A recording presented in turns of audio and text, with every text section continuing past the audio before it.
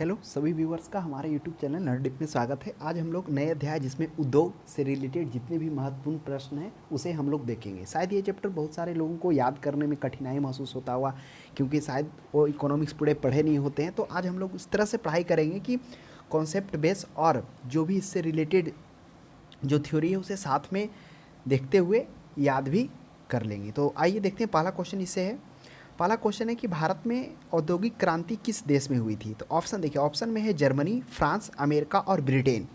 तो वह ऑप्शन सही हो जाएगा, इसका ग्रेट ब्रिटेन हो जाएगा। कारण क्या होता है कि आपको मालूम होगा कि जो ब्रिटेन होता है वह ज़्यादातर देशों में अपना उपनिवेशवाद बनाता है। भारत के साथ साथ में तो होता ही है, और उधर अमेरिका का भी देखेंगे तो वहाँ भी उपनिवेश बनाता है। क्योंकि इधर अगर आप कर्नाटक का युद्ध देखते हैं तो उसमें किस तरह से देखते हैं कि प्रथम युद्ध और तृतीय युद्ध में काफ़ी वहाँ का प्रभाव रहता है। तो देखा जाए कि जो प्रथम औद्योगिक नीति वह 18वीं शताब्दी के उत्तरार्ध एवं 19वीं शताब्दी के जो पूर्वार्ध होता है, यानी 18वीं शताब्दी के लास्ट और जो 19वीं शताब्दी जो स्टार्ट होता है उनके मध्य में ही औद्योगिक क्रांति मुख्यतः वो ग्रेट ब्रिटेन में हो जाता है। हालांकि ग्रेट ब्रिटेन में तो यह औद्योगिक क्रांति वह 1674 ईस्वी से ही, कृषि क्रांति से पहले ही वहाँ पर वास्प के आविष्कार को लेकर ही स्टार्ट हो जाता है। तो यह इसका सही जवाब एक हो जाएगा। नेक्स्ट में देखिए क्वेश्चन नंबर दो में करा, भारत में प्रथम औद्योगिक नीति कब शुरू की गई। ऑप्शन में है एक अप्रैल 1942 को, बी में है 6 अप्रैल 1948 को, सी में है 30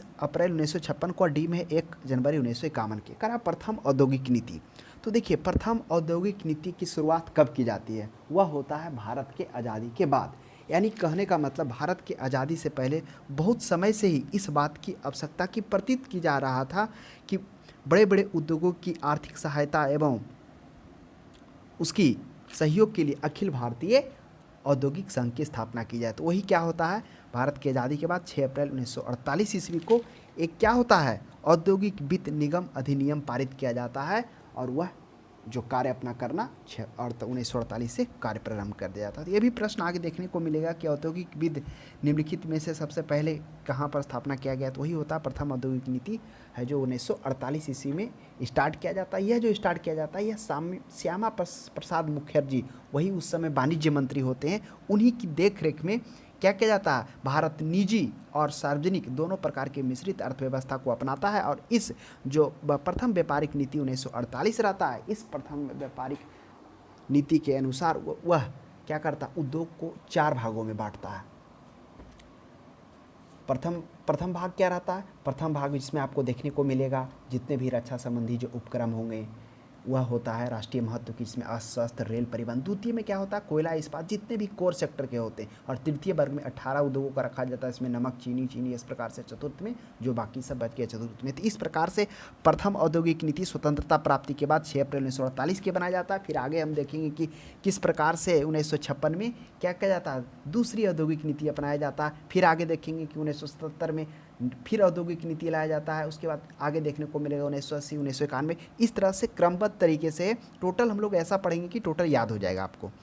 नेक्स्ट क्वेश्चन देखिए, 3 में कह रहा, भारत सरकार द्वारा नवीन औद्योगिक नीति की घोषणा कब की गई। देखिए नवीन है, नवीन औद्योगिक नीति की घोषणा कब की गई, आखिर नवीन क्यों नाम दिया गया। औद्योगिक नीति की शुरुआत तो 6 अप्रैल 1948 को ही हो जाती है, यानी भारत की स्वतंत्रता के बाद। क्योंकि हम लोगों ने पहले भी देख चुके थे स्वतंत्रता प्राप्ति से पहले की क्या हो चुका था कि बड़े बड़े उद्योगों की आर्थिक सहायता के लिए एक अखिल भारतीय संस्था की स्थापना का क्या हो रहा था, जरूरत महसूस हो रहा था। तो वही क्या होता है, जैसे भारत आज़ाद होता है तो प्रथम औद्योगिक नीति 1948 ईस्वी में श्यामा प्रसाद मुखर्जी के नेतृत्व में, जो उस समय कौन होते हैं, वाणिज्य मंत्री होते हैं, उन्हीं के नेतृत्व में सार्वजनिक एवं निजी क्षेत्र के सहस्थित अर्थात मिश्रित अर्थव्यवस्था को अपनाया जाता है। जिसमें हम लोगों ने देखा था कि जो प्रथम औद्योगिक नीति था उसके तहत 4 विषयों को 4 वर्गों में रखा जाता है। प्रथम वर्ग में जितने भी अस्त्र शस्त्र और अणुशक्ति, रेल परिवहन इत्यादि आते हैं वो प्रथम में। द्वितीय में कोर सेक्टर के, जिसमें कोयला, लौह इस्पात, वायुयान, जलयान, टेलीफोन ये सभी होते हैं। तृतीयक में हम लोगों ने देखा था 18 उद्योग और बाकी जो शेष बच गए। तो वही हो जाता है कुछ समय बाद वर्ष 1991 ईस्वी में क्या होता है। अब देखिए 2 अगस्त है और 15 अगस्त है, तो इसका सही जवाब हो जाएगा, वह हो जाएगा 2 अगस्त। 2 अगस्त 1991 ईस्वी को नई आर्थिक नीति घोषणा किया जाता है। आखिर में यह नया क्यों, इसका नवीन क्यों कहा जाता है, क्योंकि इस औद्योगिक नीति में व्यापक परिवर्तन की घोषणा की जाती है, जिसके अंतर्गत में औद्योगिक लाइसेंस नीति, उसके बाद एकाधिकार तथा प्रतिबंधनात्मक व्यापार व्यवहार, सार्वजनिक क्षेत्र तथा विदेशी निवेश आदि के संबंध में व्यापक बदलाव किए जाते हैं। यह बदलाव व्यापक क्या होता है? जिस तरह से हम लोग देखने को मिला कि जब नई औद्योगिक नीति 1948 उसके बाद 1956 में आया था, तो जिसमें 1956 के तहत में जो 17 औद्योगिक क्षेत्र थे, वह 17 जो औद्योगिक नीति में 17 जो औद्योगिक थे उसको सार्वजनिक क्षेत्र के अंतर्गत में रखा गया था। वह वर्ष 1991 ईस्वी में क्या कर दिया जाता है? वह निजी निवेश के लिए खोल दिया जाता है। मात्र 2 को सरकार अपने पास रखती है। ये सभी व्यापक परिवर्तन, और जो 1991 से पहले जितने भी नीतियाँ थी, जितने भी उद्योग थे, उसमें बहुत सारे उद्योगों के लिए लाइसेंसिंग की आवश्यकता थी, उसे वो समाप्त कर दिया गया। तो इन सभी व्यापक परिवर्तन के कारण, जिसमें कौन कौन औद्योगिक लाइसेंसिंग नीति हो गया, सार्वजनिक क्षेत्र, विदेशी निवेश, एकाधिकार आदि के संबंध में व्यापक बदलाव के कारण इसे नई औद्योगिक नीति कहा गया वर्ष 1991 में। नेक्स्ट देखिए 4 में कह रहा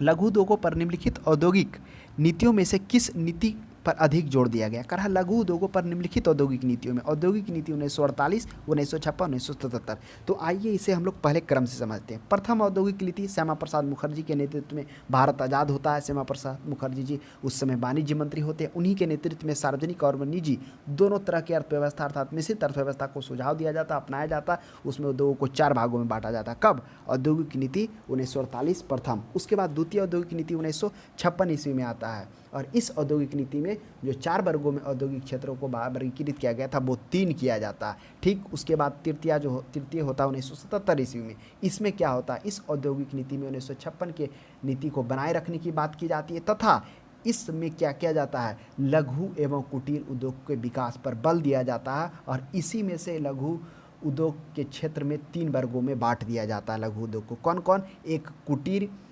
अथवा घरेलू उद्योग, दूसरा लघु उद्योग और तीसरा मध्यम उद्योग। तो यहीं पर इसकी कुटीर उद्योग का क्या हो जाता है? इसको और एक्सप्लोर किया जाता। तो यह हो जाएगा लघु उद्योग को निम्नलिखित में से किस नीति पर प्रस्ताव पर अधिक जोर दिया गया? 1970 अधिनियम के तहत में। तथा इसमें क्या कर दिया गया? उस लघु उद्योग एवं कुटीर उद्योग को विशेष बल देते हुए उसे 3 भागों में बांट दिया गया, जिसमें हम लोगों ने देखा था पहला कुटीर घरेलू, दूसरा सूक्ष्म और मध्यम उद्योग। नेक्स्ट क्वेश्चन देखिए 5 में कह रहा है कि भारत सरकार के औद्योगिक नीति के अंतर्गत सरकारी क्षेत्र के लिए आरक्षित उद्योगों की संख्या। कह रहा भारत सरकार के औद्योगिक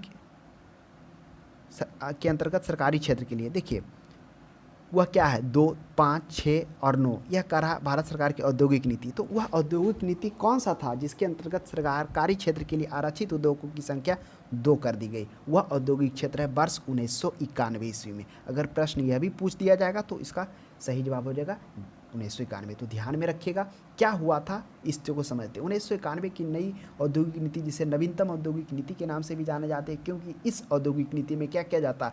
औद्योगिक लाइसेंसिंग नीति, इसको क्या कहता है? बदलाव किया जाता है, जिसमें बहुत सारे को लाइसेंसिंग नीति से छूट दिया जाता है। उसके बाद एकाधिकार तथा प्रतिबंधनात्मक व्यापार व्यवहार किया जाता है। सार्वजनिक क्षेत्र तथा विदेशी निवेश इत्यादि के संबंध में व्यापक बदलाव किए जाते हैं, जिसमें से हम लोगों ने देखा था एक व्यापक बदलाव क्या था कि इसमें विदेशी विनिवेश को भी 51% का छूट दे दिया, अनुमति दी जाता। उसके बाद 1956 के अंतर्गत में जो 17 उद्योगों को सार्वजनिक क्षेत्र के लिए आरक्षित रखा गया था, उसमें से क्या कर दिया गया? पहले तो 8 को रखा गया, बाकी 9 को निजी क्षेत्र के लिए निवेश के लिए छोड़ दिया गया। फिर बाद में उस 8 में से 6 को निजी निवेश के लिए खुला कर दिया गया। यानी अब मात्र 2 उद्योग है जो सार्वजनिक क्षेत्र के अंतर्गत में उद्योगों के लिए वह आरक्षित रखा गया है। कौन कौन 2 है? वो है परमाणु ऊर्जा पहला, और दूसरा है रेल परिवहन। तो ध्यान दीजिएगा, प्रश्न यह भी बन सकता है।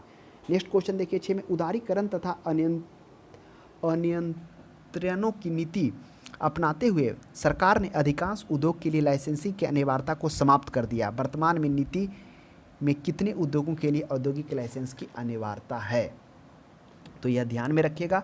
हम लोगों ने देखा था कि नई औद्योगिक नीति 1991 के तहत में भारत सरकार ने क्या लाइसेंसिंग नीति में भी बदलाव किया, जिसमें से सभी उद्योगों पर, लगभग उद्योगों पर, सभी मतलब लगभग कहिए कि सभी उद्योगों पर लाइसेंसिंग नीति समाप्त कर दी गई। मात्र 4 उद्योग था जिसमें अनिवार्य लाइसेंसिंग शामिल कर दिया गया। वो 4 कौन कौन थे? पहला था तंबाकू से निर्मित जितने भी पदार्थ होंगे, जिसमें सिगार, सिगरेट और तंबाकू से विनिर्मित। दूसरा इलेक्ट्रॉनिक, एरोस्पेस और सभी प्रकार के जितने भी रक्षा उपकरण, ये दूसरा में था, रक्षा उपकरण से रिलेटेड होंगे, उसके लिए लाइसेंसिंग की आवश्यकता। और तीसरा था डिटोनेटिंग सेलुलोज, सुरक्षा फ्यूजिंग, नाइट्रो सेलुलोज, दिया सलाई, ये सहित जितने भी विस्फोटक पदार्थ हैं उसके लिए लाइसेंसिंग। और चौथा था विशेष तरह के खतरनाक रसायन जिसमें हाइड्रोएसनिक अम्ल तथा उसके आइसोसोनाइट तथा हाइड्रोकार्बन आइसोसनेट, ये सभी के लिए लाइसेंसिंग की आवश्यकता। तो वो 4 क्षेत्र है जिसमें अनिवार्य लाइसेंसिंग की व्यवस्था है और बाकी को उसे क्या कर दिया गया, स्वतंत्र किया गया। नेक्स्ट देखिए साथ में, किस उद्योग को लाइसेंसिंग की अनिवार्यता से मुक्त किया गया? किस उद्योग को? मोटर उद्योग को किया गया।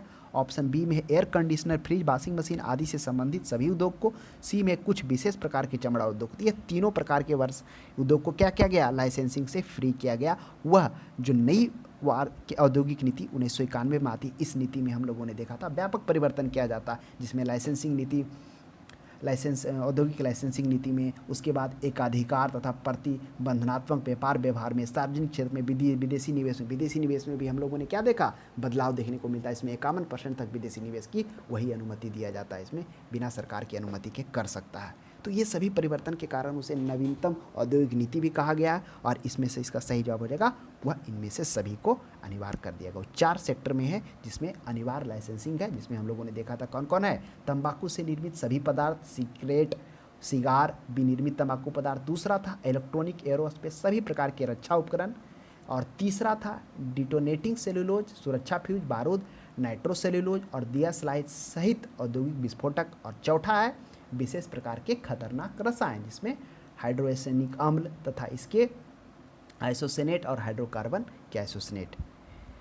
नेक्स्ट क्वेश्चन देखिए 8 में कह रहा है कि सार्वजनिक क्षेत्र के कितने उपक्रम नवरत्नों की श्रेणी में है। अब देखिए कह रहा है सार्वजनिक क्षेत्र के कितने उपक्रम नवरत्न की श्रेणी में है। तो देखिए नवरत्न को पहले हम लोग समझते हैं, ये क्या है नवरत्न। क्या है कि नवरत्न सार्वजनिक उपक्रमों की एक ऐसी विशिष्ट वर्ग है जिसमें सरकार वैश्विक कंपनी होने का संभाव्य क्षमता उसमें देखती है। सरकार ने नवरत्नों योजना का प्रारंभ कब किया था, वह 1977 ईस्वी में किया था। नवरत्न का दर्जा प्राप्त कंपनियों को अधिक प्रशासनिक और वित्तीय सहायता मिलती है। तो कौन कौन नवरत्न, जिसमें MTNL है, भेल है, हॉल है, NMDC है, नाल्को है, ये सभी 14 जो है नवरत्न में आते हैं। तो ध्यान में रखिएगा, इसमें मुख्यतः जो होता है वह सरकार के द्वारा इसमें प्रशासनिक और वित्तीय सहायता इसमें प्राप्त होती है। नेक्स्ट क्वेश्चन देखिए 9 में कह रहा है सार्वजनिक क्षेत्र से तात्पर्य है। अब सार्वजनिक क्षेत्र से क्या तात्पर्य है, देखिए सार्वजनिक क्षेत्र से क्या तात्पर्य है। देखिए सार्वजनिक क्षेत्र की चर्चा हम लोग पहले भी किए थे, इकोनॉमिक्स की अगर आप क्लास देखेंगे या इकोनॉमिक्स का ही, उसमें से हम लोगों ने देखेंगे जब उदारीकरण हम लोग पढ़े थे, उदारीकरण, उसके बाद समाजवादी अर्थव्यवस्था, उसके बाद मिश्रित अर्थव्यवस्था, तो उसमें भी हम लोगों ने चर्चा किया था कि एक था उदारवादी क्या था, उदारवादी अर्थव्यवस्था वैसी अर्थव्यवस्था था जिसमें इन्वेस्टमेंट यानी जो निवेश होता है, उसके बाद उससे उत्पाद वस्तुओं, उत्पाद का प्रबंधन तथा धन का जो विनिमय होता है वह किसी निजी क्षेत्र या निजी के अंडर में होता है, जिसके कारण उसे उदारवादी अर्थव्यवस्था कहते हैं। इस प्रकार की अर्थव्यवस्था होता है जो निजी तथा निजी क्षेत्र में होने के कारण वह अत्यधिक लाभ से प्रेरित होता है, लाभ के उद्देश्य से होता है, जिसके कारण इसे पूंजी तथा पूंजीवादी अर्थव्यवस्था भी कहा जाता है, क्योंकि इसमें पूंजी तथा पूंजीपतियों का स्वामित्व होता है। ये था उदारवादी में हम लोगों ने देखा था।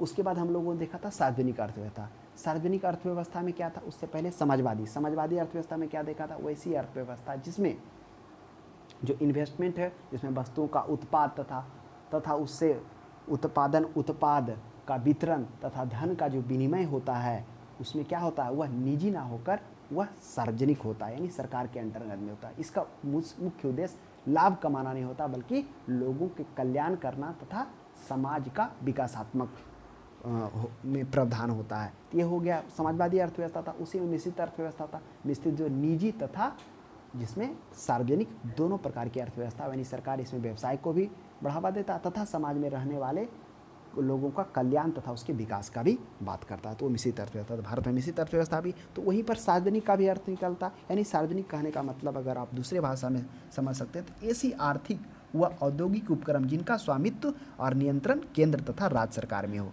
तो वही होता है सार्वजनिक अर्थव्यवस्था। तो सार्वजनिक क्या, वाणिज्य एवं व्यापार पर सरकार का नियंत्रण, बिल्कुल सही बात है, हम लोगों ने भी देखा था ना। सार्वजनिक कहने का मतलब ऐसी आर्थिक व औद्योगिक उपक्रम जिनका स्वामित्व और नियंत्रण केंद्र तथा राज्य सरकार में। तो ऑप्शन ए पर्याप्त है। बी में पढ़िए निजी, निजी में तो क्या हो जाएगा, निजी स्वामित्व जब होगा तो वह क्या होगा, उदारीकरण होगा, और इस उदारीकरण जो होता है वह क्या होता है, वह लाभ के उद्देश्य से प्रेरित होता है, जिसके कारण इसे पूंजी तथा पूंजीवादी अर्थव्यवस्था भी कहते हैं। सी में क्या, वाणिज्य एवं व्यापार में धनिकों का स्वामित्व, तो वही ना, निजी का ही क्या हो गया, अत्यधिक लाभ के उद्देश्य से प्रेरित होता है, जिसमें पूंजी तथा पूंजीपतियों का स्वामित्व होता है, जिसके कारण इसे धनिकों का स्वामित्व या उदार पूंजीवादी अर्थव्यवस्था कहते हैं। डी तो होगा नहीं, वाणिज्य एवं मौलिक रूप से निजी स्वामित्व में उन्हें सरकार से ले लिया जाता है, ऐसा नहीं है। तो इसका सही हो गया एक में। नेक्स्ट क्वेश्चन 10 में देखिए, 10 में करा निम्नलिखित में से सार्वजनिक क्षेत्र में कौन है। तो देखिए निम्नलिखित में से सार्वजनिक क्षेत्र में कौन है, भारतीय उर्वरक निगम, भारतीय खाद्य निगम, भारतीय कपास निगम, भारतीय जूट निगम। अभी हम लोगों ने देखा कि सार्वजनिक क्षेत्र क्या होता है। सार्वजनिक क्षेत्र ऐसी आर्थिक व औद्योगिक उपक्रम जिसमें क्या होता है, जिसका स्वामित्व और नियंत्रण केंद्र या राज्य सरकार के पास होता है। तो इस प्रकार के जो अर्थव्यवस्था होते हैं मुख्यतः वो क्या होते हैं, वह 3 प्रकार से उसको बांटा गया है। जो सार्वजनिक क्षेत्र के जो है, मतलब इसमें मुख्यतः क्या होता है, उद्देश्य जो होता है सार्वजनिक क्षेत्र में जो अर्थव्यवस्था होती है उसमें मुख्यतः लाभ कमाना उद्देश्य ना होता है, वह सार्वजनिक हित को बढ़ावा देना मुख्य उद्देश्य होता है।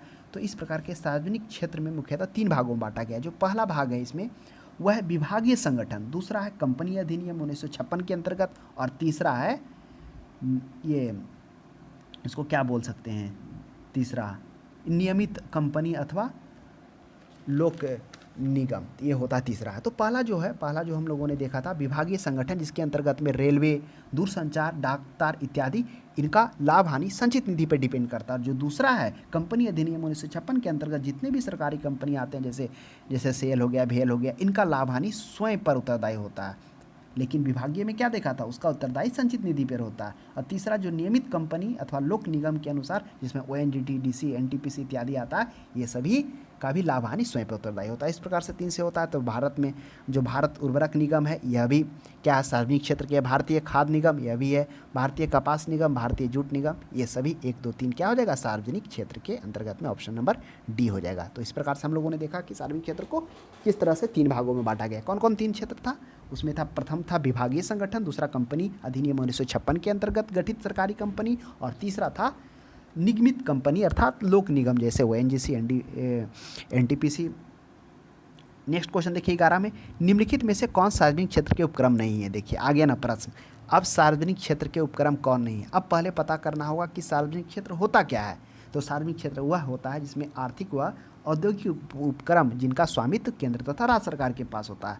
अर्थात कहने का मतलब जो सार्वजनिक क्षेत्र होता है, जो सार्वजनिक अर्थव्यवस्था होती है, उसमें क्या होता है, वह लाभ के उद्देश्य से प्रेरित ना होकर वह सामाजिक तथा सार्वजनिक हित के कल्याण के लिए होता है।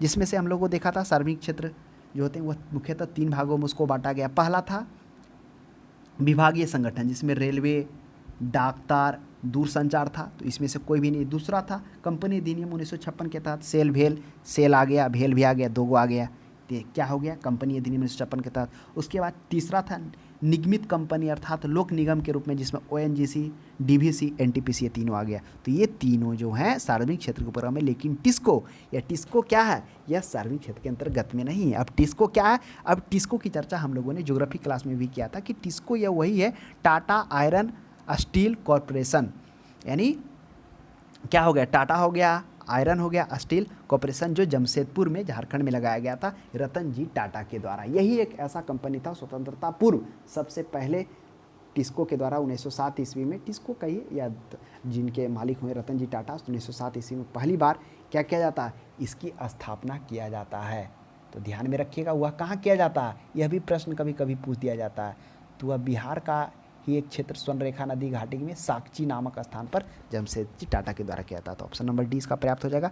नेक्स्ट देखिए 12 में, सार्वजनिक क्षेत्र के उद्योगों में अनिवेश का दौर कब प्रारंभ हुआ। अनिवेश की जगह पर मेरे स्थान विनिवेश होना चाहिए। तो देखिए सार्वजनिक क्षेत्र में विनिवेश का दौर हुआ 1991-92 में स्टार्ट होता है, क्योंकि 1991-92 में क्या होता है, इसमें व्यापक बदलाव किया जाता है। व्यापक परिवर्तन के कारण इसे नई औद्योगिक नीति के नाम से भी जाना जाता है। इसमें हम लोगों को देखा था औद्योगिक लाइसेंसिंग नीति में बदलाव किया जाता है, एकाधिकार में बदलाव किया जाता है, सार्वजनिक क्षेत्र में बदलाव किया जाता है, विदेशी निवेश में बदलाव किया जाता है। जिसमें से सार्वजनिक औद्योगिक लाइसेंसिंग में हम लोगों ने क्या देखा कि उसमें क्या कर दिया गया, बहुत सभी उद्योगों के लिए वह निवेश के लिए खुला छोड़ दिया गया, मात्र 4 को छोड़कर। उसके बाद हम लोगों ने क्या देखा, दूसरे देखा जो 1956 नीति के अंतर्गत में भारत सरकार 17 उद्योगों को सार्वजनिक क्षेत्र के लिए आरक्षित रखी हुई थी, उसमें से मात्र 2 क्षेत्र को अपने पास रखती, बाकी को निजी निवेश के लिए खुला छोड़ देती। तो वो ऑप्शन नंबर डी हो जाएगा। नेक्स्ट 13 में देखिए, निम्नलिखित में से कौन समानता मूल उद्योग की श्रेणी में नहीं आता है। करा मूल उद्योग। देखिए मूल उद्योग कहने का मतलब मूल, जिसको मतलब आधारभूत, जिसको कोर कह सकते हैं। तो कोर का मतलब क्या होता है, वैसा उद्योग या वैसा पार्ट जो अर्थव्यवस्था में जिसकी अहम भूमिका हो। तो वह होता प्रतिरक्षा उद्योग, खान एवं धातु कर्म, लघु वाहन, मशीनरी। मशीनरी का भी है, खान एवं धातु कर्म उद्योग का भी, प्रतिरक्षा, लेकिन लघु वाहन का इस चारों ऑप्शंस में से अपर्याप्त ही होगा, डी नंबर। तो ध्यान में रखिएगा, लघु मूल उद्योग का तात्पर्य वही कह रहा है कि जो मूल है, यानी एक कोर सेक्टर है जिसकी अर्थव्यवस्था में अहम भूमिका है। तो बताइए अर्थव्यवस्था में लघु वाहन उद्योग को उस तीनों ऑप्शंस में जो पर्याप्त था। मशीनरी उद्योग का भी उपयुक्त स्थान कोर सेक्टर है। जितने भी होते हैं इस्पात का, जो कच्चे इस्पात होते हैं उसके द्वारा क्या हो जाता है, वह मशीनरी ही इस्तेमाल किया जाता है। उस मशीनरी के द्वारा ही जितने भी कल कारखाने पार्ट पुर्जे होते हैं उसी के उपयोग के बाद वहाँ संचालन होता है। उसके 14 देखिए, किस उद्योग में निवेश के लिए लाइसेंस प्राप्त करना आवश्यक है। तो हम लोगों ने देखा था नई औद्योगिक नीति 1991 के तहत में क्या किया गया था, लाइसेंसिंग नीति में बदलाव किया गया था, एकाधिकार में बदलाव किया गया था। उसके बाद सार्वजनिक क्षेत्र में बदलाव किया गया, इसके बाद विदेशी निवेश आदि संबंध में सभी में व्यापक बदलाव किए गए थे। उसमें से हम लोगों ने देखा था, उसमें सरकार क्या करती है, विभिन्न जो औद्योगिक कंपनियां रहती, विभिन्न उद्योग रहते, इसमें लाइसेंसिंग की अनिवार्यता समाप्त कर देता है, मात्र 4 उद्योग पर रहता। पहला क्या था, पहला था तंबाकू से निर्मित पदार्थ, सिगार, सिगरेट तथा उसका विनिर्मित। तो ऑप्शन नंबर डी इसका पर्याप्त हो जाएगा। दूसरा क्या था, रक्षा उपकरण से संबंधित, जिसमें इलेक्ट्रॉनिक, एरोस्पेस सभी प्रकार के। तीसरा क्या था, तीसरा हम लोगों ने देखा था जो विस्फोटक औद्योगिक हैं, जिसमें डिटोनेटिंग सेलुलोज, सुरक्षा फ्यूजिंग, बारूद, नाइट्रो सेलुलोज, दियासलाई। चौथा क्या था, चौथा में हम लोगों ने देखा था खतरनाक रसायन, जिसमें हाइड्रोसेनिक अम्ल और इससे व्युत्पन्न फॉसिन तथा आइसोसोनेट, हाइड्रोकार्बन के आइसोसलेट, ये सभी थे। तो ध्यान में रखिएगा, हो सकता है कभी रसायन भी दे दिया जाए ऑप्शंस में। 15 में देखिए, भारत में लघु उद्योग की परिभाषा किस पर आधारित है। तो बताइए भारत में लघु उद्योग की परिभाषा किस पर आधारित है, किसी इकाई के बिक्री की मात्रा पर, किसी इकाई में संयंत्र एवं यंत्रों के निवेश का मान पर, सी में है किसी इकाई को दूर दूर तक बाजार में पहुंच पर, विनिर्मित उत्पाद का उद्योग मंत्रालय द्वारा बनाई गई सूची का होना या ना होना। अब कह रहा है लघु उद्योग का परिभाषा। अब बताइए इस लघु उद्योग पर बल किस औद्योगिक नीति में जाता, वह औद्योगिक नीति है 1977 ईस्वी में। 1977 में औद्योगिक नीति में हम लोगों ने क्या देखा, उसमें हम लोगों ने देखा कि 1956 की नीति को उसमें बनाए रखा जाता है। उसके बाद उसमें लघु उद्योग पर विशेष जल दिया जाता है, जिसमें लघु एवं कुटीर उद्योग के विकास पर विशेष ध्यान दिया जाता है, जिसमें लघु एवं कुटीर उद्योग को 3 भागों में बांटा जाता है। पहला लघु तथा घरेलू उद्योग जिसको कहा जाता है कुटीर एवं घरेलू उद्योग, दूसरा सूक्ष्म उद्योग और तीसरा लघु उद्योग। तो वही करा लघु उद्योग। तो उसमें क्या हो जाता है, उसके बाद हम लोग को देखे थे भारत सरकार के द्वारा 1906 ईस्वी में क्या किया जाता है, 1906 नहीं 2006 में क्या कहता है, सूक्ष्म लघु और विकास अधिनियम पारित किया जाता है। अधिनियम को, विकास अधिनियम का निर्माण किया जाता है, जिसके अंतर्गत में हम लोगों ने देखा था कि सूक्ष्म का क्या क्या था, एक समय सीमा अलग रखा जाता है, लघु का अलग रखा जाता है और मध्यम का अलग रखा जाता है। यानी इस तरह के जो अधिनियम 2006 में सूक्ष्म, लघु और मध्यम के लिए विकास अधिनियम का निर्माण किया जाता है। इसमें 2 क्षेत्रों को विभाजित किया जाता है, एक विनिर्माण के क्षेत्र में और सेवा क्षेत्र में।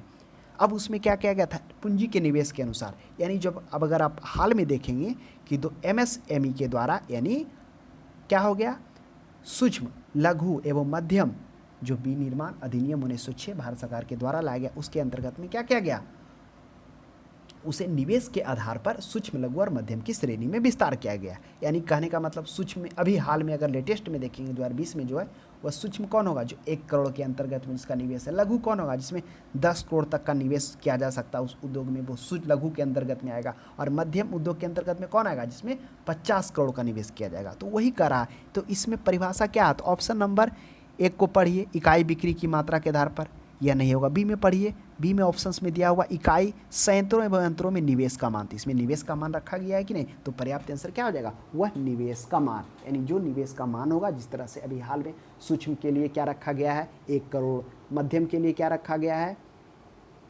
सूक्ष्म के बाद लघु, लघु के लिए रखा गया है 10 करोड़ और मध्यम के लिए 50 करोड़। नेक्स्ट क्वेश्चन देखिए 16 में, भारत के कुल औद्योगिक निर्यातों में लघु उद्योग की योगदान लगभग कितना है? तो कह रहा भारत के कुल औद्योगिक निर्यातों में लघु उद्योग का। तो अब बताइए इस लघु उद्योग, अब इस लघु उद्योग पर विशेष बल कहाँ? वही औद्योगिक नीति 1977 ईस्वी में क्या रहता है, 1956 की नीति को बनाए रखने तथा उसमें लघु उद्योग एवं कुटीर उद्योग पर विशेष बल दिया जाता है, जिसमें इस लघु एवं कुटीर उद्योग को 3 भागों में बांटा जाता है। 3 भाग में कौन कौन था? पहला हम लोगों ने देखा था कुटीर उद्योग, दूसरा सूक्ष्म उद्योग और तीसरा लघु उद्योग, यही 3 था। तो उसके बाद क्या किया जाता है, फिर क्या किया था, भारत सरकार के द्वारा 2006 में लघु सूक्ष्म एवं मध्यम उद्यम विकास अधिनियम लाया जाता है। इसके अंतर्गत में क्या किया जाता है, वह निवेश की मात्रा के आधार पर उन्हें सूक्ष्म लघु एवं मध्यम की श्रेणी में विभक्त किया जाता है। तो वही करा कि निर्यातों में लघु का योगदान कितना है, तो वह ऑप्शन हो जाएगा उसका 1/3 सही जवाब हो जाएगा कि औद्योगिक निर्यातों में लघु उद्योग का योगदान 1/3। अगर पूछ दिया जाए कि सूक्ष्म लघु और मध्यम यानी MSME का भारतीय औद्योगिक में निर्यातों में कितना योगदान है, तो वह 1/3 ना होकर कितना हो जाएगा, वह 50% हो जाएगा। अगर MSME की बात की जाए कि पूरे रोजगार में कितना वह अहम भूमिका निभाता है, तो पूरे रोजगार का 45% वो रोजगार सृजन करने में वह क्या है, सक्षम है। तो प्रश्न यह भी बन सकता है यहाँ पर कुल औद्योगिक निर्यातों में लघु उद्योग के जगह पर MSME उद्योग दे दिए कि MSME का योगदान में कितना है, तो आप उसका सही जवाब क्या मारेंगे, 50% मारेंगे। किसमें, वह निर्यात में, और अगर रोजगार सृजन में तो 45%। अगर यह सिर्फ लघु का है तो वह 1/3 हो जाएगा। आगे देखने को मिलेगा कि लघु उद्योग का निर्यात में कितना ये रोजगार में है, तो आगे हम लोग देखेंगे। नेक्स्ट क्वेश्चन देखिए 17 में कह रहा है कि एक शीर्ष संस्था के रूप में लघु उद्योग की निरंतर प्रगति के लिए लघु उद्योग विकास संगठन की स्थापना कब की गई? कह रहा एक शीर्ष संस्था के रूप में लघु उद्योग की निरंतर प्रगति के लिए लघु उद्योग के विकास संगठन की स्थापना यानी सीडो का मतलब क्या हो गया, small industrial development organisation, SIDO की स्थापना कब किया था? देखिए स्पेशल इसमें सीडो पूछ दिया गया है, तो उसका सही जवाब हो जाएगा 1954 ईस्वी में। तो अगर बात की जाए कि जो आखिर यह जो लघु उद्योग विकास संगठन है क्या, देखिए क्या होता है कि भारत में जितने भी लघु मध्यम और सूक्ष्म उद्योग होते हैं उनके विकास के लिए क्या किया था, पहली बार हम लोगों ने देखा था कि क्या किया जाता है कि औद्योगिक विकास अधिनियम, औद्योगिक वित्त अधिनियम जो 1948 ईस्वी में लाया जाता है, और 1948 ईस्वी से अपना वो कार्य करना स्टार्ट कर देते। इस औद्योगिक वित्त अधिनियम आने के बाद हम लोगों देखेंगे कि किस प्रकार से वर्ल्ड बैंक के सहयोग से क्या होता है, वह ICI यानी भारतीय औद्योगिक ऋण और निवेश निगम की स्थापना 1955 ईस्वी में ICI के किया जाता है। फिर इसके कुछ समय बाद 1964 ईस्वी में IDBI भारतीय औद्योगिक विकास बैंक का स्थापना किया जाता है, जो IDBI के नाम से, वह 1964 में किया जाता है। फिर उसके बाद देखेंगे किस तरह से IDBI के एक सूक्ष्म विकास बैंक के रूप में फिर सिडबी का भी स्थापना किया जाता है। तो ये सभी जितने भी लाए गए हैं संस्थान संगठन का स्थापना हुआ मुख्य रूप से सूक्ष्म उद्योगों के वित्त पोषण के लिए तथा उसके विकास के सहयोग के लिए। तो उसी में से एक सीडो है, जो सीडो 1994 ईस्वी में मुख्य रूप से यह लघु सूक्ष्म उद्योग के विकास एवं वित्त पोषण के लिए लाया गया था, तो ध्यान में रखिएगा। नेक्स्ट क्वेश्चन है 18 में, लघु उद्योग विकास संगठन सीडो द्वारा, वही है लघु उद्योग विकास संगठन स्मॉल इंडस्ट्रियल डेवलपमेंट ऑर्गेनाइजेशन के द्वारा पंजीकृत लघु औद्योगिक इकाइयों का अखिल भारतीय गणना कितनी बार किया गया था? वो 3 बार किया गया था। नेक्स्ट क्वेश्चन 19 में देखेंगे, भारत में लघु उद्योग की क्या समस्याएं हैं? अब कह रहा भारत में लघु उद्योग की समस्याएं क्या है? ऑप्शन में है पूंजी का अभाव, बिल्कुल पूंजी का भी अभाव है, इसी के कारण तो विभिन्न प्रकार के वित्त संस्थाओं को जारी किया जा रहा है और लाया जा रहा है। दूसरा है विपणन जानकारी का अभाव, यह भी है विपणन जानकारी का अभाव, इसी जानकारी के कारण एक आपको देखने को मिलेगा कि स्टैंडर्ड्स कर एक योजना लाया जाता है, चैंपियंस करके वो इसकी जानकारी देता है। फिर कच्चे माल का यह भी है, तो यह सभी जो इनमें है यह लघु उद्योग की समस्याएं हैं। नेक्स्ट क्वेश्चन देखिएगा, नेक्स्ट क्वेश्चन 20 में कह रहा है कि लघु एवं कुटीर उद्योग इसलिए महत्वपूर्ण है क्योंकि, कह रहा है लघु एवं कुटीर उद्योग किस लिए महत्वपूर्ण है? क्योंकि ये बहुतों को रोजगार प्रदान करते हुए पारंपरिक है, उनका प्रबंधन करना आसान है, सरकार इनकी सहायता करती है। देखिए अभी हम लोग चर्चा किए थे कि जो लघु एवं कुटीर उद्योग है इसकी बात, यह इस पर विशेष बल नई औद्योगिक नीति कब? 1977 ईस्वी में। 1977 के औद्योगिक नीति में ही दिया जाता है, जिसमें हम लोगों ने क्या देखा था? 1977 का औद्योगिक नीति में 1956 की औद्योगिक नीति को बनाए रखने तथा कुटीर उद्योग तथा घरेलू उद्योग पर जोर दिया जाता है। उसमें से क्या कहता है कि जो कुटीर उद्योग हैं यानी घरेलू उद्योग हैं, उसको क्या किया जाता है? उसको 3 भागों में बांटा जाता है। 3 भागों में कौन कौन था? कुटीर, घरेलू। पहला था कुटीर या घरेलू, दूसरा सूक्ष्म और तीसरा लघु था। तो उसी में से फिर क्या किया था भारत सरकार के द्वारा? 2006 ईस्वी में सूक्ष्म, लघु एवं मध्यम उद्यम विकास संगठन का स्थापना विकास अधिनियम का लाया जाता है। तो उसके अंतर्गत में क्या क्या था? उस सूक्ष्म लघु विकास अधिनियम के तहत में वह जो हम लोगों ने देखा था अभी कि वह उसका जो भूमिका है रोजगार प्रदान करने में वह 45% है। यानी भारत के 45% वह कुल रोजगार का 45% यह रोजगार सृजन करता है। कौन? एमएसएमई। तो ऑप्शंस में वही कह रहा है कि लघु एवं कुटीर उद्योग इसलिए महत्वपूर्ण क्योंकि बहुतों को रोजगार भी प्रदान करता है, जिसकी हाल ही में डाटा में अगर हम लोग देखें तो वह 45% करता है। अगर वह निर्यात के क्षेत्र में एमएसएमई की भूमिका क्या? वह 50% है। यह देखा जाए तो पूरे 6000 प्रकार के विविध उत्पादों का भूमिका होता है। पूरा मतलब जितने भी भारत में पंजीकृत कंपनियां हैं उसमें स्थापित कंपनियों का 95% तो कंपनी वह एमएसएमई के तहत ही है।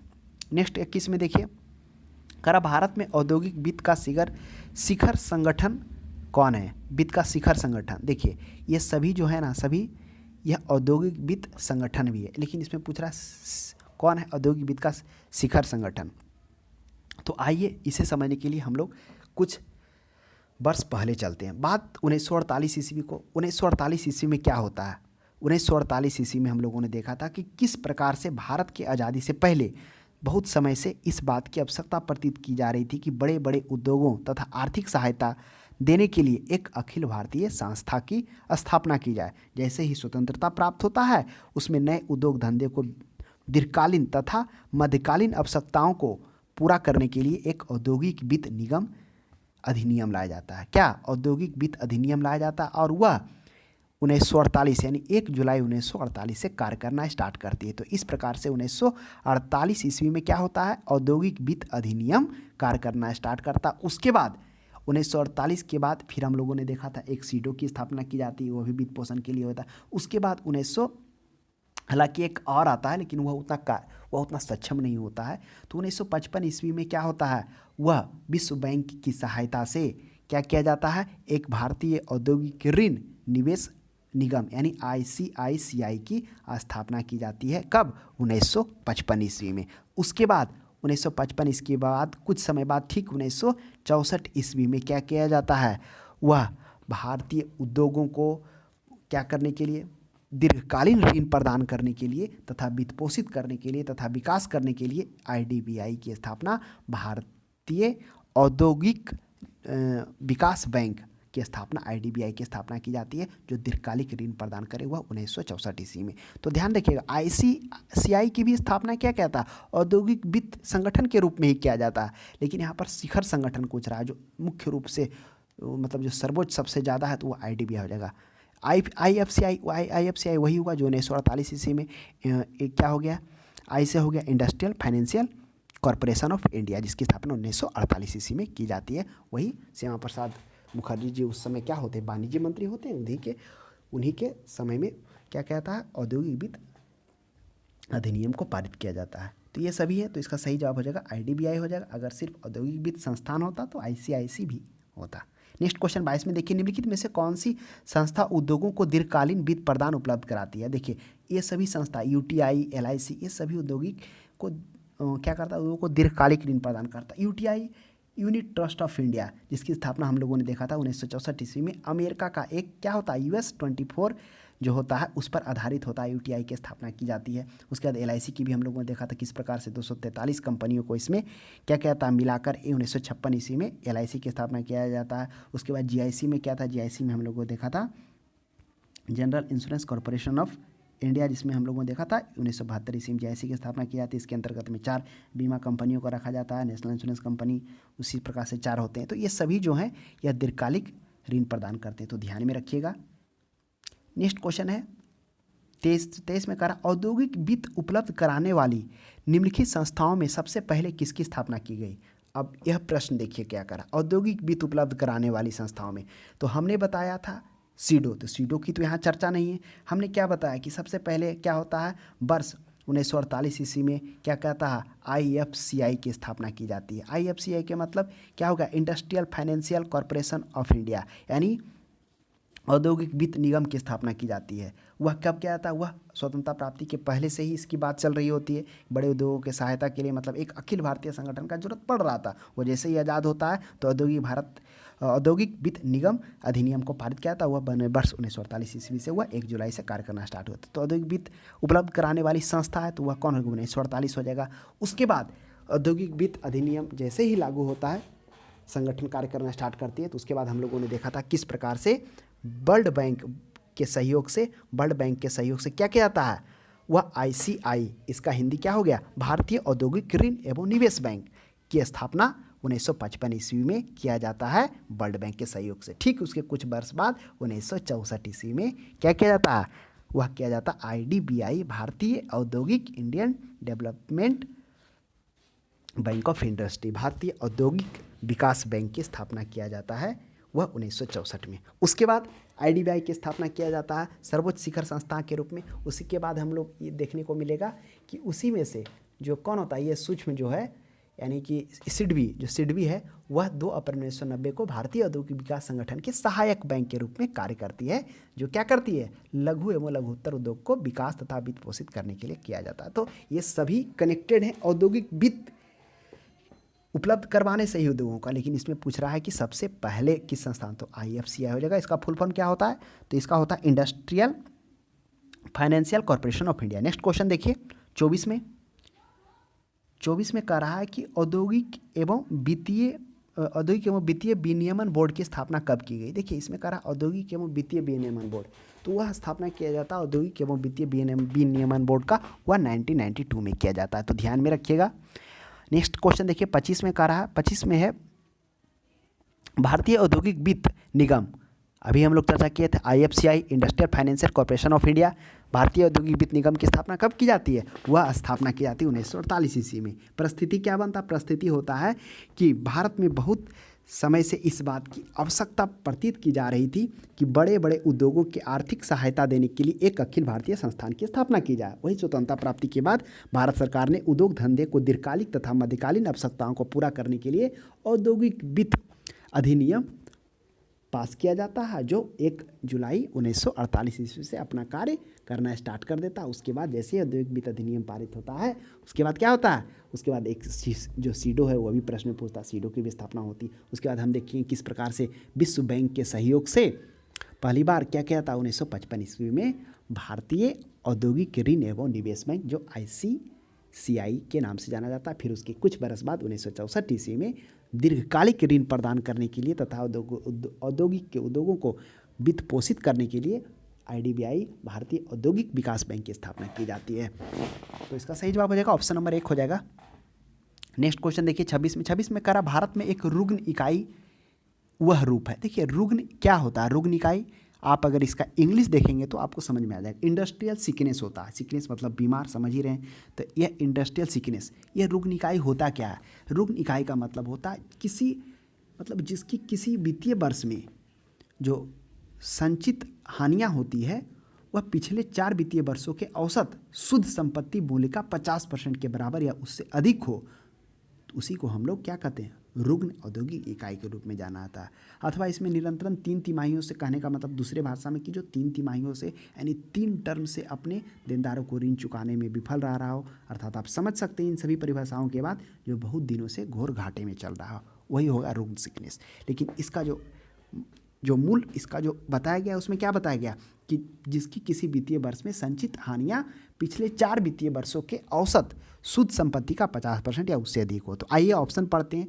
कह रहा है कि जिसकी वर्तमान वर्ष में पिछले 5 वर्ष वित्तीय वर्षों में हानि उठानी रही हो, तो हाँ इसमें ऐसा बात किया गया कि जिसका क्या हो, यानी जिसकी वित्तीय वर्ष में संचित पिछले मिलाकर टोटल 5 हो गया वर्तमान वर्ष में, तथा पिछले 5 या 4 कोई भी चलेगा, 4 वर्षों के वित्तीय औसत निवल संपत्ति के कितना परसेंट हुआ हो, वह 50% हो, यानी शुद्ध जो संपत्ति है ना उसका 50% मूल्य या उससे अधिक क्या हो उसका घाटा हो।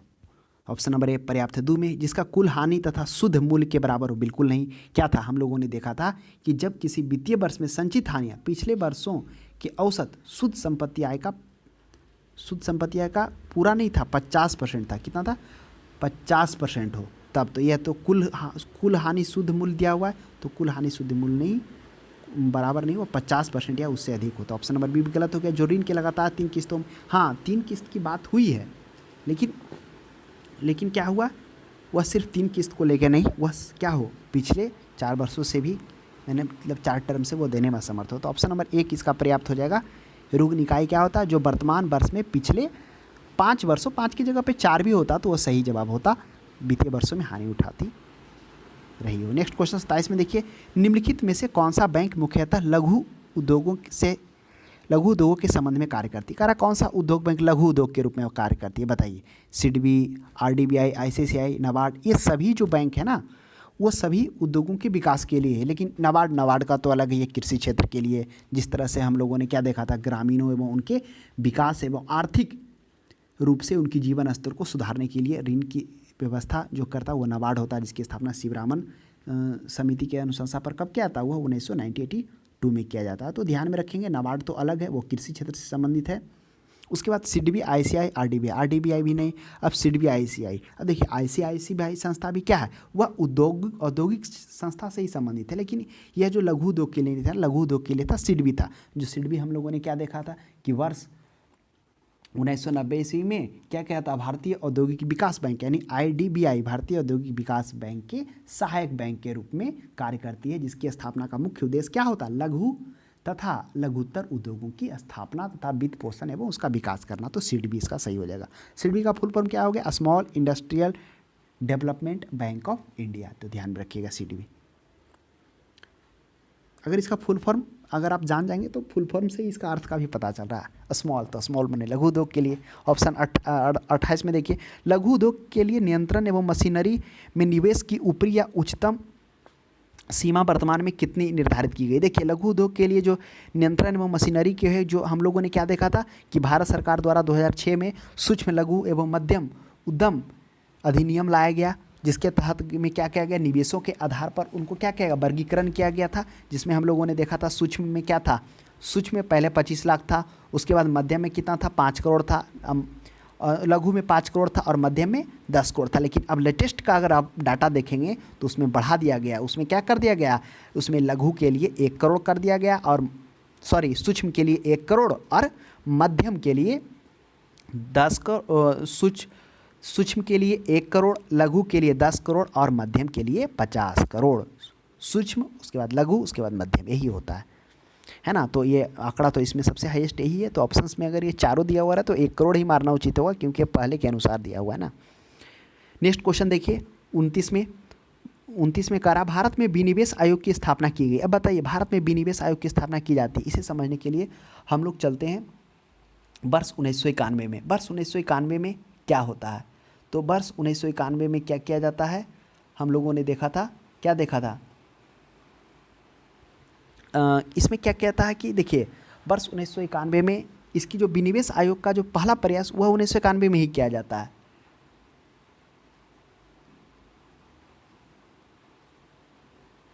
देखिए विनिवेश की शुरुआत सबसे पहले 1991 में किया जाता है। क्या होता है, उस समय हम लोगों ने देखा था कि 1991 में जो क्या होता है उसमें क्या कहता है, मतलब सार्वजनिक क्षेत्र को, उद्योग को वह निजी के लिए खोल दिया जाता है। जिसमें हम लोग को पहला प्रयास में देखा जाता है कि सार्वजनिक क्षेत्रों में से कुछ कंपनियां को 20% के साथ हिस्सा बेचने के लिए निर्णय लेती है। उसके बाद हम लोगों ने देखा था कि और निर्णय 1993 के रंगराजन समिति के तहत में क्या होता है, उस सार्वजनिक क्षेत्रों में से कुछ जो होता है, कुछ सार्वजनिक क्षेत्र जिसमें 74% शेयर के साथ वो क्या करना चाहती है, सरकार निजी निवेश करना चाहती है। उसके बाद फिर 49% के साथ। तो इस 3 तरह के वो 1991 से 93 रंगराजन समिति के आधार पर वह क्या करती है, सार्वजनिक क्षेत्रों के कुछ इकाइयों को वह विनिवेश का प्रस्ताव करती है। हालांकि यह सिफारिश लागू नहीं होता 1991 वाला। तो उसके बाद क्या हो जाता है, 1996 में जेपी रामकृष्णा जो होते हैं उनके नेतृत्व में एक गैर संवैधानिक और सलाहकारी प्रकृति का विनिवेश आयोग स्थापना किया था। कब, 1956 ईस्वी में। लेकिन अगर इसका शुरुआती सबसे पहले तो वह 1991 में हुआ था, जिसमें से हम लोगों ने देखा था कि जिसमें सार्वजनिक क्षेत्र की कंपनियों का 20% हिस्सा बेचने का निर्णय लेते। फिर बाद में जब रंगराजन 1993 ईस्वी में आते हैं तो फिर वह 49% विनिवेश के लिए वह राजी होती है। फिर 74% के लिए भी आती है। मैंने उन सार्वजनिक क्षेत्रों में से कुछ को 49%, कुछ को 74%, वह 20%। तो 1991 वाला सफल नहीं होता। 1996 में जो जीवी रामकृष्णा के नेतृत्व में एक गैर संवैधानिक और सलाहकार प्रकृति का विनिवेश आयोग स्थापना किया जाता है। और इस वित्त मंत्रालय के अंतर्गत में 1999 ईस्वी में एक बड़ा कदम उठाया जाता है, क्या कि वह विनिवेश विभाग का स्थापना कर दिया जाता है। और फिर आपको देखने को मिलेगा कि जैसे वो विनिवेश का स्थापना की, विनिवेश विभाग बना दिया जाता है। कब? 1999 ईस्वी में। फिर 1999 के बाद में 2001 में इसको विनिवेश मंत्रालय भी घोषित किया जाता है। फिर अगर 2004 में देखेंगे तो वह विनिवेश मंत्रालय को वित्त मंत्रालय के अंतर्गत में उसको अधीन लिया जाता। तो ये इसका इतिहास था। तो आशा करते हैं आपको समझ में आ गया होगा। विनिवेश आयोग की स्थापना 1991 में किया था। विनिवेश का मतलब होता है जो सार्वजनिक क्षेत्रों के उपक्रम में जो होता है ना, उसमें निजी क्षेत्रों का निवेश होना। नेक्स्ट 30 में क्या होता है? 30 में है केंद्र सरकार द्वारा गठित विनिवेश आयोग ने सार्वजनिक क्षेत्र के किस कंपनी के 100% शेयर बेचने की संस्तुति की थी। तो अब बताइए वो कौन सा कंपनी था? तो वह कंपनी होता है मॉडर्न फूड इंडस्ट्रीज। यही होता है जो विनिवेश होता है ना। विनिवेश का मतलब हम लोगों ने क्या देखा? सार्वजनिक क्षेत्र के उपक्रम में जो निजी क्षेत्रों को दिया जाता है हिस्सेदारी, वही विनिवेश कहलाता है। तो उसमें क्या होता है? वह पहली बार पूर्ण रूप से 100% शेयर बेचने की संस्तुति मॉडर्न फूड इंडस्ट्री इसको दे दिया जाता है। किसको? हिंदुस्तान लीवर लिमिटेड को दे दिया जाता है। कब? 2000 ईस्वी में। तो ध्यान में रखिएगा 2000 ईस्वी में मॉडर्न फूड इंडस्ट्री, जितना भी मॉडर्न फूड इंडस्ट्री जो है ना, जितना भी मतलब फूड्स ओवर ब्रेड बनाता है वो 40% यही बनाता है। नेक्स्ट क्वेश्चन देखिए, यानी मतलब कहिए कि 40% मैन्युफैक्चरिंग है ब्रेड का, वो मॉडर्न फूड इंडस्ट्री ही करता है। लेकिन अब वो किसके हाथों में चला गया? हिंदुस्तान लीवर लिमिटेड के हाथों में। नेक्स्ट क्वेश्चन देखिए 31 में, राष्ट्रीय नवीनीकरण कोष की स्थापना किस उद्देश्य से की जाती है? अब राष्ट्रीय नवीनीकरण, अब ये राष्ट्रीय नवीनीकरण क्या है? इसकी स्थापना वर्ष 1992 ईस्वी में किया था। राष्ट्रीय नवीनीकरण कोष की स्थापना क्या होता है कि जब औद्योगिक पैटर्न और टेक्नोलॉजी में चेंज के कारण क्या होने लगा कि बहुत सारे लोग बेरोजगार होने लगे, उद्योगों में ताला पड़ने लगा, जिसके कारण ताला पड़ने के बाद उसमें कार्यरत श्रमिकों को बेरोजगार होना पड़ता था। उसको पुनर्स्थापित करने के लिए राष्ट्रीय नवीनीकरण कोष की स्थापना किया जाता है। तो ऑप्शन नंबर डी में पढ़िए, उद्योगों के आधुनिकीकरण के पश्चात विस्थापित श्रमिकों के पुनरुत्थान के लिए राष्ट्रीय नवीनीकरण आयोग कोष की स्थापना की जाती है। तो ध्यान में रखिएगा, प्रश्न बहुत ही अच्छा है ना। उसको हम समझा दिए कि क्यों विस्थापित करना पड़ा, क्योंकि टेक्नोलॉजी और पैटर्न में परिवर्तन के कारण क्या होने लगा, बहुत सारे उद्योग बंद हो गए, तालाबंदी पड़ गया। फिर बहुत सारे उद्योग जो है टेक्नोलॉजी में परिवर्तन के कारण उस रूप में अपने आप को ढाल नहीं पाए। इसके कारण वहाँ पर लोग जो श्रमिक थे वो क्या हो गए? बेरोजगार हो गए। उन्हीं को पुनर्स्थापित करने के लिए राष्ट्रीय नवीनीकरण कोष की स्थापना किया था। 32 में, भारत में नए औद्योगिक उत्पादन सूचांक का आधार वर्ष क्या है? अब देखिए ये औद्योगिक उत्पादन का आधार वर्ष, तो इसे ध्यान से समझिएगा। औद्योगिक उत्पादन आधार वर्ष क्या होता है? अगर हम लोग पीछे थोड़ा सा चलेंगे तो जिसमें हम लोगों ने देखा था मुद्रास्फीति का जो मापांक है उसमें से आधार वर्ष का उपयोग होता था। जो मुद्रास्फीति के जो माप होता था उसमें हम लोगों ने देखा था कि क्या कहता है, एक आधार वर्ष को लिया जाता है ना। मुद्रास्फीति का माप है जो सामान्य माप सूचांक के द्वारा किया जाता था, सामान्य मान सूचांक के द्वारा, जिसमें क्या हो जाता था, उसमें किसी वस्तु एवं सेवाओं के जो औसत वार्षिक मूल्य में जो परिवर्तन होता था वही आधार वर्ष के आधार पर निकाला जाता था। यानी आप कह सकते हैं, क्या कह सकते हैं कि वस्तुओं एवं सेवाओं में औसत मूल्यों में होने वाले बदलाव की माप इसी के द्वारा किया जाता है, आधार वर्ष के द्वारा। तो वह जो औद्योगिक उत्पादन का सूचांक 2004-05 में है वह ध्यान में रखिएगा। सूचांक क्या है? आधार वर्ष 4-5 है। 33 में देखिए, विनिर्माण क्षेत्र के कुल औद्योगिक में लघु उद्योग का अंश कितना है? अब कह रहा है विनिर्माण क्षेत्र में लघु उद्योग का, तो अभी हम लोगों ने देखा था कि लघु उद्योग का निर्यात क्षेत्र में 1/3 भाग है, 1/3 है। और वहीं पर अगर विनिर्माण की बात की जाए तो वह 45% है। और अगर निर्यात की बात की जाए तो निर्यात में कितना था लघु उद्योग का? वह था 1/3 था। अगर यही बात की जाए एमएसएमई का, अगर एमएसएमई का पूछ दिया जाए कि एमएसएमई सूक्ष्म लघु एवं मध्यम उद्योग का विनिर्माण क्षेत्र में कितना है, तो विनिर्माण क्षेत्र में कितना हो जाएगा? उसका हो जाएगा वही 45% से ऊपर जो भी रहे डाटा, नहीं 50 भी वो भी चलेगा। अगर रोजगार के क्षेत्र में बात की जाए तो रोजगार के क्षेत्र में 45% है। और निर्यात की हिस्सेदारी में एमएसएमई का भूमिका कितना है, यानी सूक्ष्म मध्यम और लघु का, सूक्ष्म लघु एवं मध्यम का, तो उसका है 50% है। तो ध्यान में रखिएगा, प्रश्न वो भी बन सकता है। तो 50% किसका है, एमएसएमई का, या 45% सिर्फ लघु का है। नेक्स्ट 34 में देखिए, वर्तमान में औद्योगिक श्रमिकों के लिए उपभोक्ता कीमत सूचांक का आधार वर्ष। अब कह रहा वर्तमान में औद्योगिक श्रमिकों के लिए उपभोक्ता कीमत सूचांक। अब देखिए, उपभोक्ता कीमत सूचांक को समझने के लिए आपको क्या करना होगा, थोड़ा सा मुद्रास्फीति समझना होगा। मुद्रास्फीति क्या था, मुद्रास्फीति हम लोगों ने देखा था, जिसमें क्या होता था, जो मुद्रा का जो मौद्रिक मूल्य होता वह मुद्रा का जो मौद्रिक मूल्य हो वह गिरना, यानी मुद्रा का मौद्रिक मूल्य कम होना, उसी को मुद्रास्फीति कहते थे। जिसमें क्या हो जाता था, वस्तुओं का मूल्य बढ़ जाता था तथा मुद्रा का मूल्य घट जाता था। ये था मुद्रास्फीति। तो मुद्रास्फीति का मापांक मुख्यतः सामान्य मूल्य सूचांक के द्वारा किया जाता है। अब सामान्य मूल्य सूचांक के आधार पर वस्तुओं और सेवाओं के औसत मूल्यों में होने वाले बदलाव का माप करता है कौन, सामान्य मूल्य सूचांक। इसमें क्या होता है, थोड़ा सा समझिए। इसमें क्या होता है, एक आधार वर्ष का चयन किया जाता है और उस आधार वर्ष का मान 100 रख लिया जाता है और उसी के अनुसार से उसकी गणना की जाती है। अगर 100 से मान लेते हैं कि आधार वर्ष वर्तमान में इस मान से आधार वर्ष पर वर्तमान या चालू के सूचांक की गणना की जाती है। अगर 100 से ऊपर आ गया तो उसको क्या किया जाता था, उसको मुद्रास्फीति मान लिया जाता था। और 100 से नीचे मान आता था तो उसको अवस्थिति, यानी कहने का मतलब 100 मान लिया जाता था और उसी के अनुसार व्यवस्थित किया जाता था। तो मुद्रास्फीति का मापांक क्या कहता, 2 तरीके से किया जाता था। पहला कौन था, अब हम लोग देख लिया कि मुद्रास्फीति क्या था। मुद्रास्फीति का मापन क्यों किया जाता, मापन इसलिए किया जाता ताकि क्या हो सके, वस्तुओं सेवाओं में जो औसत मूल्यों में जो बदलाव हो रहा है उसका माप किया जा सके, इसलिए वो जरूरी है। तो पहला जो मुद्रास्फीति का मापांक है वह है WPI, यानी थोक मूल्य सूचांक, होलसेल प्राइस इंडेक्स, और दूसरा है CPI, कस्टमर प्राइस इंडेक्स। तो होलसेल प्राइस इंडेक्स में क्या होता था, इसमें से हम लोगों ने देखा था जो मुद्रास्फीति की जो माप है वह होलसेल प्राइस इंडेक्स के आधार पर ही किया जाता है। तो ध्यान में रखेंगे, प्रश्न ये भी पूछता है कि निम्नलिखित में से मुद्रास्फीति का माप किसके आधार पर किया था, तो वह होलसेल प्राइस इंडेक्स होगा। CPI इंडेक्स क्या है, या कंज्यूमर प्राइस इंडेक्स। देखिए, थोक मूल्य सूचांक में क्या होता है, इसमें थोक बाजार पर किया जाता है माप, लेकिन जो CPI में क्या होता है, इसमें इस मतलब चालू खाता पर किया जाता है, खुदरा बाजार पर किया जाता है। और इस खुदरा बाजार पर किए जाने के कारण इसमें काफ़ी अस्थिरता होता है, किसमें, वस्तुओं की कीमत में।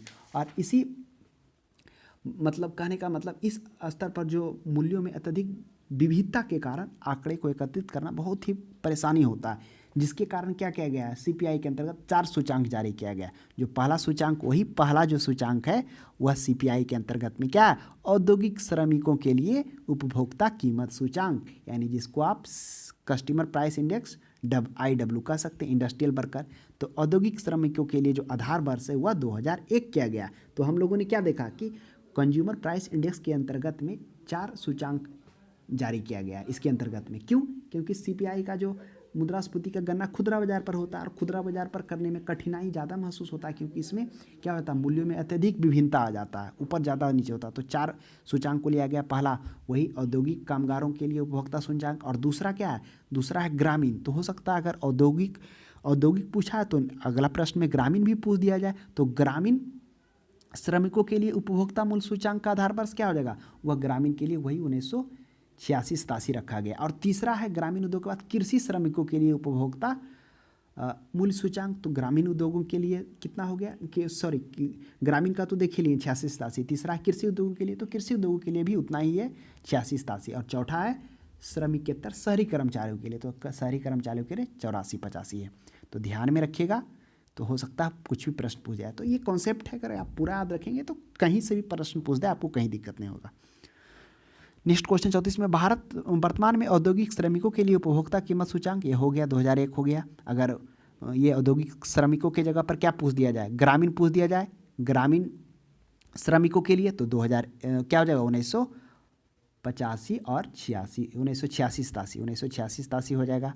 अगर यही ग्रामीण श्रमिक के आधार पर कृषि श्रमिक पूछ दे तो कृषि श्रमिक के लिए भी क्या हो जाएगा आधार वर्ष, वह हो जाएगा 1986 और 87 हो जाएगा। और कृषि श्रमिक के जगह पर पूछ दिया जाए श्रमिकेतर शहरी कर्मचारी, तो 84-85 उसका हो जाएगा।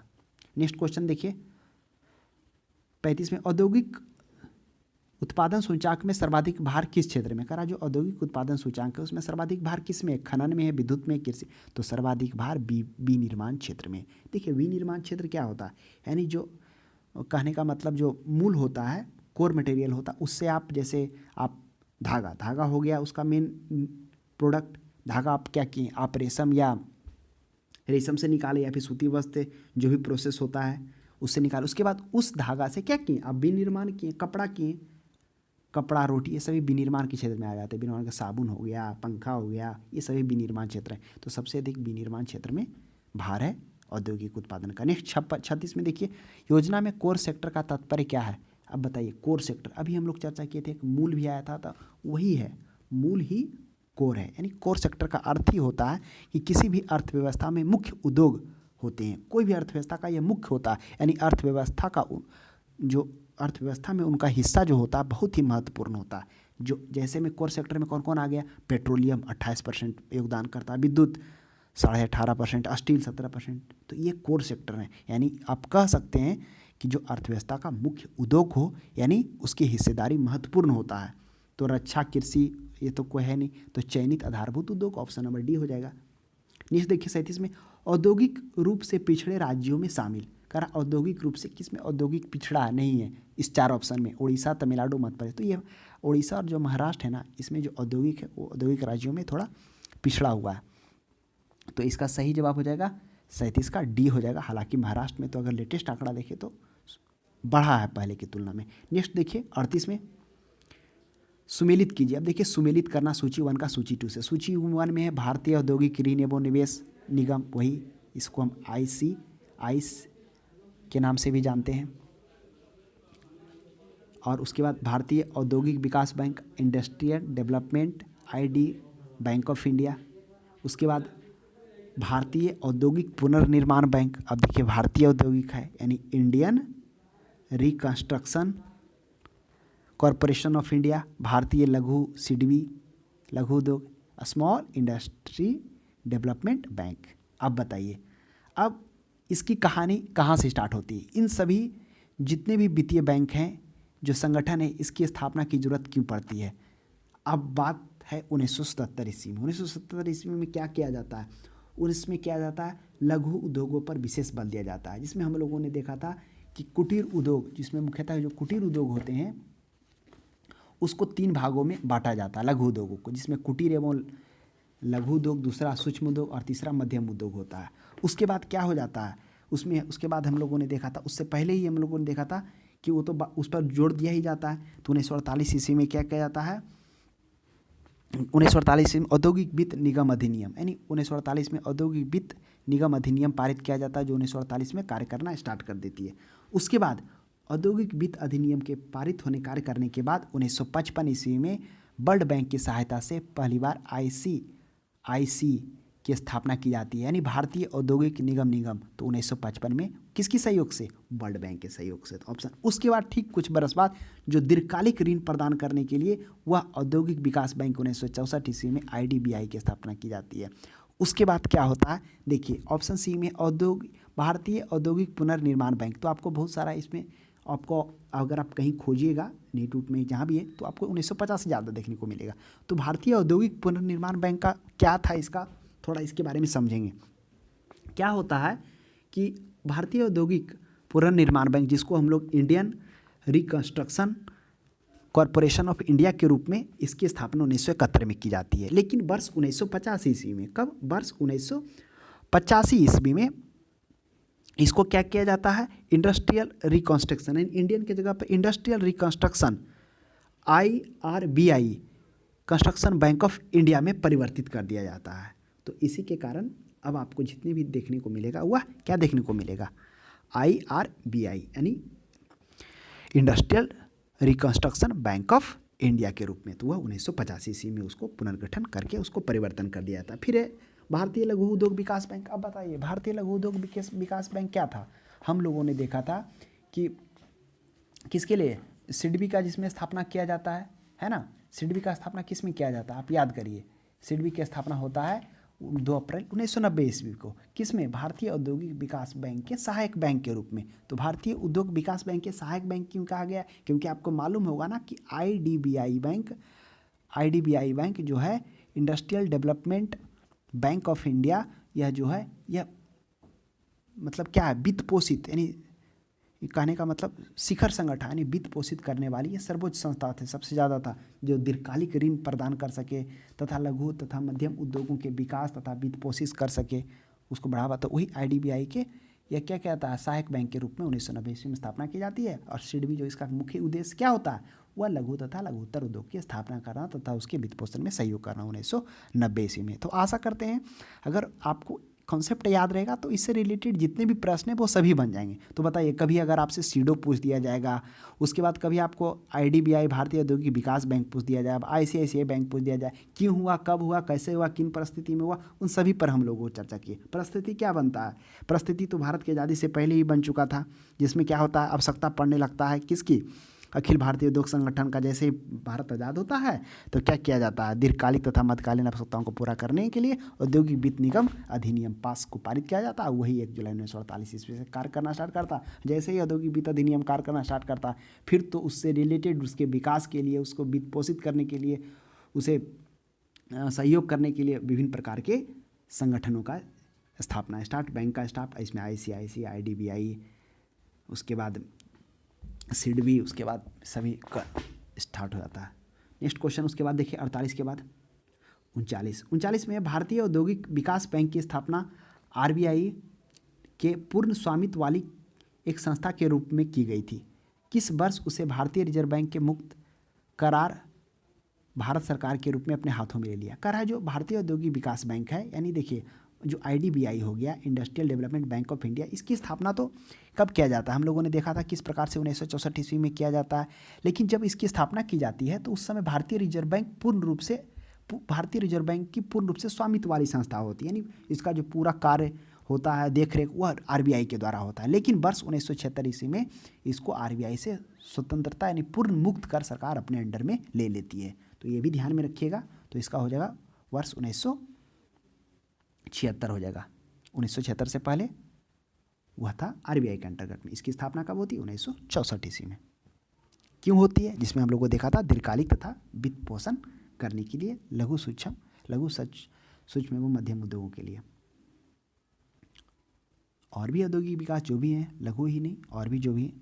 नेक्स्ट क्वेश्चन देखिए 40 में, 1990 में आईडीबीआई के सहायक के रूप में निम्नलिखित में से किसकी स्थापना की गई? इसकी चर्चा हम लोग की कि वर्ष 1990 ईस्वी में आईडीबीआई के सहायक के रूप में किस की स्थापना की जाती है? तो सिडबी की स्थापना 2 अप्रैल 1990 ईस्वी को औद्योगिक विकास बैंक के सहायक बैंक के रूप में इसकी स्थापना की जाती है, जिसका उद्देश्य क्या रहता है? उद्देश्य रहता है लघु तथा लघुत्तर उद्योग की स्थापना तथा उसका वित्त पोषण एवं विकास करना। तो ऑप्शन नंबर क्या हो जाएगा? लघु उद्योग एवं विकास बैंक, ऑप्शन नंबर डी हो जाएगा। SIDBI, small industrial development bank of India, small industries development bank of India. तो ऑप्शन नंबर डी। तो आज के लिए इतना ही, और बाकी हम लोग किसी अगले क्लास में मिलेंगे नए सब्जेक्ट के साथ। तो आपको यह क्लास कैसा लगा कमेंट बॉक्स में कमेंट करके ज़रूर बताएं।